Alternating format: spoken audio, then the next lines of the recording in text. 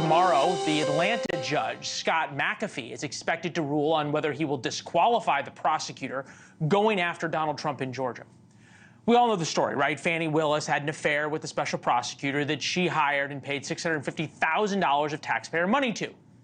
There's lots of reasons to believe the two were less than honest with the court. Yet the Washington Post, and you heard Eric talk about this, belittles the judge. The article describes him as a millennial, a rookie, going on to mention how at one point in his career he worked for Fani Willis. Fani Willis was his supervisor in the DA's office, as if he's unqualified. On top of the criticism, McAfee's facing a challenge for his position on the bench. He's running against Tiffany Johnson, former senior staff attorney for a different Fulton County judge, and you might recognize this name, civil rights attorney Robert Patillo. Robert is with us now, friend of the show, also host of People, Passion, and Politics on WAOK radio. Robert, it is good to see you. You and I have known each other for a lot of time. I never knew you wanted to be a judge.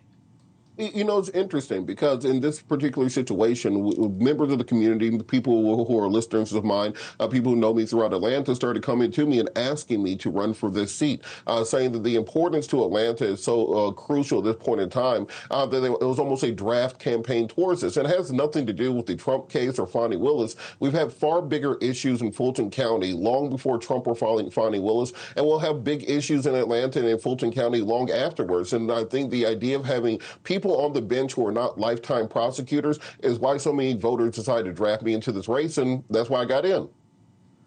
That's kind of an interesting analysis. So I really, though, come on. If McAfee disqualifies Fani Willis, okay, you're not going to have any problems raising money, right? The money's going to pour in, and that's sort of one of the reasons people want somebody to go up against McAfee is to put a little pressure on him, right?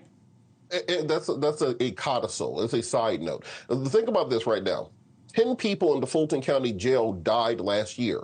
The jail where not people who were convicted at trial, people who were awaiting trial died in custody because of the wait times in the Fulton County jail. You had one person who was eaten to death by bed bugs in the Fulton County jail because of the amount of time people are spending awaiting trial. When you have people awaiting trial for 5, 6, 7 years in custody, that's a bigger issue than anything going on in the instant case. How's replacing Scott McAfee, this one judge who just happens to be the judge in the Donald Trump case, how does that solve the wait times in the Fulton County jail?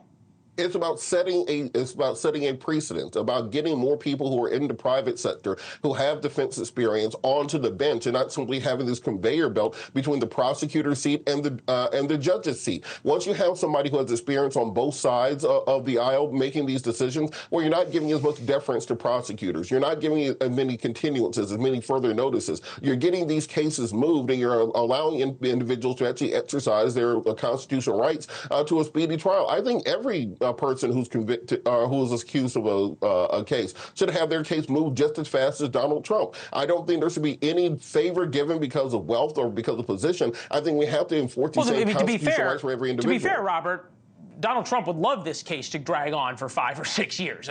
That's what he's tried to delay everything. So, all right, put your judge's hat on us for a minute. In your opinion, has Fani Willis engaged in behavior that is disqualifying? Well, that speculation is not allowed by the judicial rules that I can't dive into. But what I do think is that the people of Fulton County deserve a government, deserve a court system that they truly can believe in, where there's not this question of political pressure on either side of the aisle. What's interesting to me is that before I even announced that I was running for this seat, I got over 25 death threats to my office because conservative bloggers started saying that I was a deep state plant. I found out I was apparently part of some conspiracy called Operation Bullpen that I found out about on Twitter. Megyn Kelly started making posts and tweets about us. We should not have a politics in this country where you have to risk your life simply to run for office. We need to have a politics that really represents the people of the city and the county. Robert, I have to tell you, I've known you for a long time. I have many thoughts about you as a friend, and a friend that I hold in high regard. I can assure the audience that you are not a deep state plant. That we can all agree on, my friend. It's good to see you. Thank you.